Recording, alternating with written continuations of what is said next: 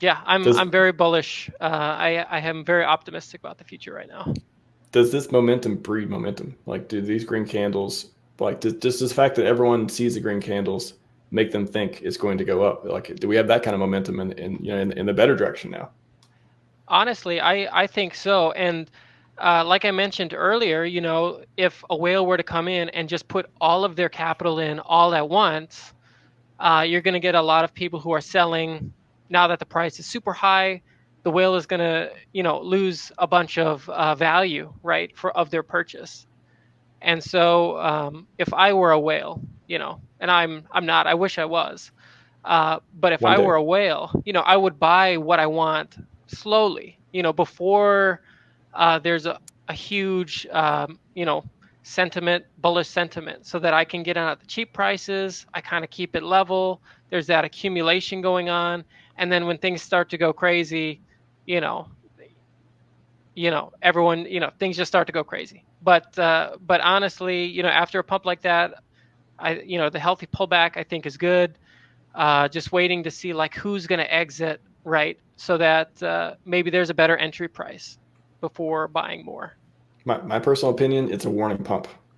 That's just what I think. Non financial advice. I think it's a warning pump. I think it is a sign of life and perhaps a sign of things to come. I'm trying. I'm not the hopium guy. I'm the measured guy.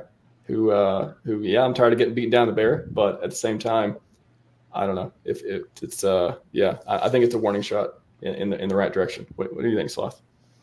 Yeah, I think that's a good way of describing it. I think in these last 2 weeks, there were really two big things that happened that completely changed the context of the ecosystem and the sentiment around it. And that's one, the money associated with the SAC address buying, and setting the floor, setting the bottom, and then two, Richard Hart announcing that he's fighting the SEC case.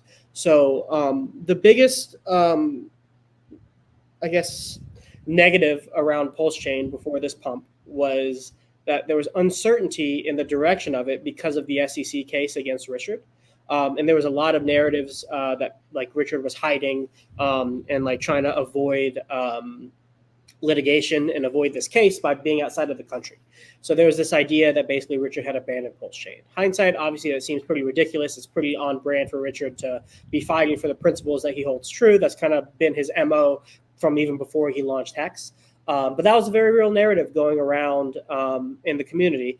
And the fact that he announced that he's basically hiring world-class lawyers, and not just hiring, not just that he has these on his teams, but he's personally paying for these world-class lawyers, which is not cheap. Like, these are law firms and lawyers that big entities like banks and stuff use. So like him personally bankrolling this is a humongous is a humongous sign that he is here to battle for PulseChain just as much as we are all here advocating for it.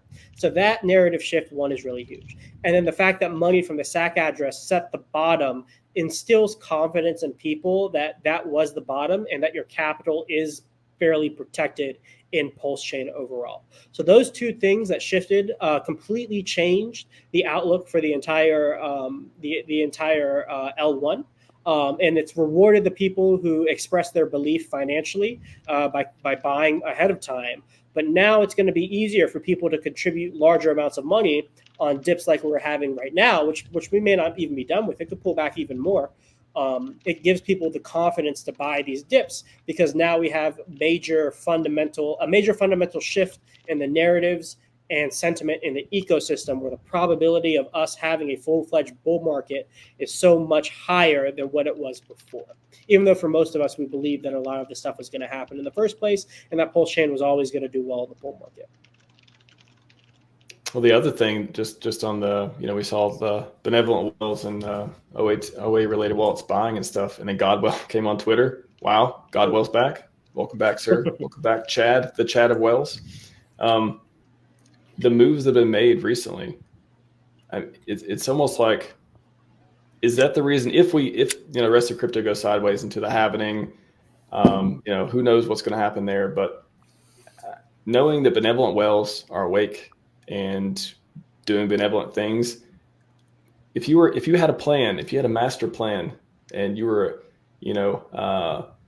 billionaire on the internet, would you would you want to make it sure that your ecosystem has green candles when everything else is not doing great at the time? Is it? It's the easiest way to get marketing. Yeah. Yeah. Well, not only that, but, you have people who believe in you, right? Who, putting their investment or their capital or whatever on your product. If I were a billionaire and I had the choice,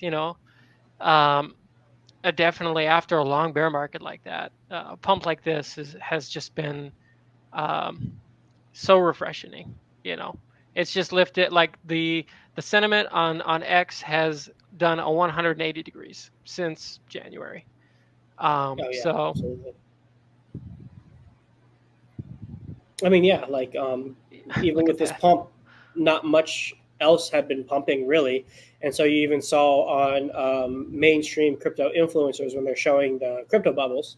What was the biggest bubbles in green? It was all the RH stuff, all the PulseChain stuff. The bubbles were pushing them off the screen. They were so big. Yep, exactly. And that's just, it's not, I guess it's not technically free marketing, but it's activity that can't be ignored if you're in crypto.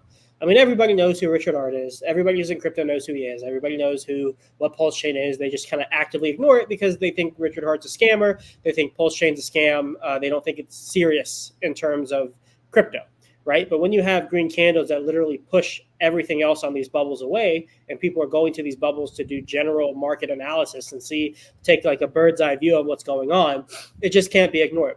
And over time, eventually, the price action can't be ignored, and people are just going to capitulate. That's just what happens. After so long, you fade it, you fade it, you fade it. It keeps getting shoved in your face. Eventually, you're like, screw it. I'm just going to put some money in so I can get more. And typically, that's when tops happen.